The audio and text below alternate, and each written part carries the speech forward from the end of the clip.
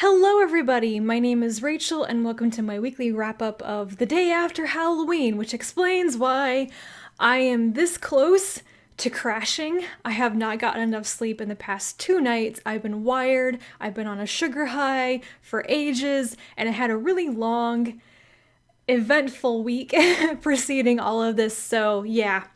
I am a creature of habit. I like my routine. I don't like a lot of change, and this past week every day things have been changing on me and I'm very unsettled feeling and I need to have a couple of normal days. Because I was so busy, I only finished 2 books. The first thing that I read this week was the Welcome to Night Vale novel by Joseph Fink and Jeffrey Cranor. As I mentioned last week, I'm a huge fan of the Welcome to Night Vale podcast and I was very excited about the book. I listened to most of this as an audiobook and I have really confused feelings about the strength of the story and the experience of enjoying the story in the audiobook versus the print version.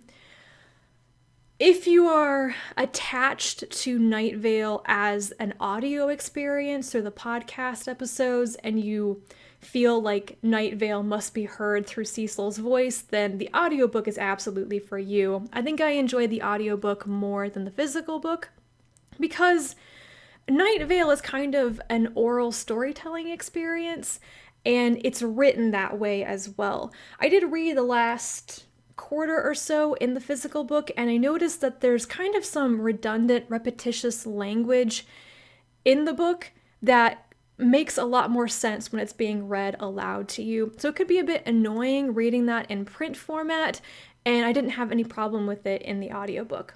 The story is told from the perspectives of 2 women, Diane Creighton, who is the PTA treasurer and a single mother to her son Josh, and Jackie Fierro, who runs the pawn shop and who experiences time in a strange way. Don't we all? She has been perpetually 19 years old for she can't remember how long. They are both searching for the man in the tan jacket, and if you know the podcast, you're like, oh, yeah, this answers the question, who is the man in the tan jacket? The other kind of story wrapped up in the search for the man in the tan jacket is Diane's ex-husband Troy has suddenly reappeared in town.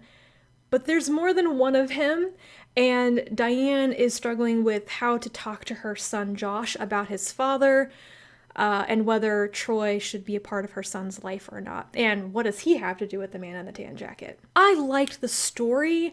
I feel like the build-up was a bit too long. Well suited to people who don't know anything about Night Vale, but if you are really well versed in the world, I felt like there was a lot of introductory material with characters or setting or whatever, and it was a bit too slow for me. I wanted to get straight to the action, and that's why the ending was so great. The ending was pure Night Vale, got some really great answers, which is kind of unusual for Night Vale. Don't answer a lot of questions on Night Vale because the point is that it's surreal and inexplicable. The man in the tan jacket has been one of my favorite mysterious characters for years now, and I liked finally getting some answers and really diving into that one instead of just having him being like a little cameo here and there. That was really fun. I'm mainly confused because there are so many different ways to experience the story as the print version, which feels very different from the audiobook version, and whether you know or don't know anything about Night Vale already. Yeah, I feel like this is a very complicated scenario, and I'm not expressing this very well. I haven't had enough sleep to express this well. But I'm going to be really interested to hear what people have to say about this book and how they read it and how much they enjoyed it with their various circumstances. The other book that I read this week was The Philosopher Kings by Jo Walton. This is the sequel to The Just City, which is still probably one of my favorite books of the year. I did a review of that, so I will link that above. The premise of the series is that the goddess Athena creates in the real world Plato's Republic as a thought experiment, like how would it really work with real live human beings? And she pulls a lot of people out of time to build the city, and the first book focuses on that first generation of children who are raised in the way that Plato thought they should be raised. It has a very dramatic conclusion. I don't want to do any spoilers here. The Philosopher Kings picks up 20 years later. The Just City has kind of splintered. Various factions have gone off to build their own cities on the island of Callisti, and they are raiding each other for artwork. And the art raids are senseless violence. People are dying in them. A major character dies at the beginning of the book, and this death sets off Apollo on a journey of vengeance. And most of the story is Arati, who is Apollo and Semea's daughter, her brothers and Apollo and other characters going on a journey to other islands around Callisti to explore and to also search for the Goodness Group.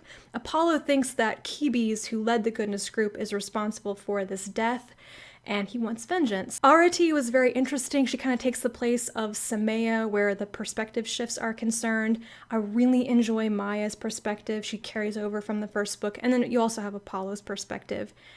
I really love their personalities. I love their relationships.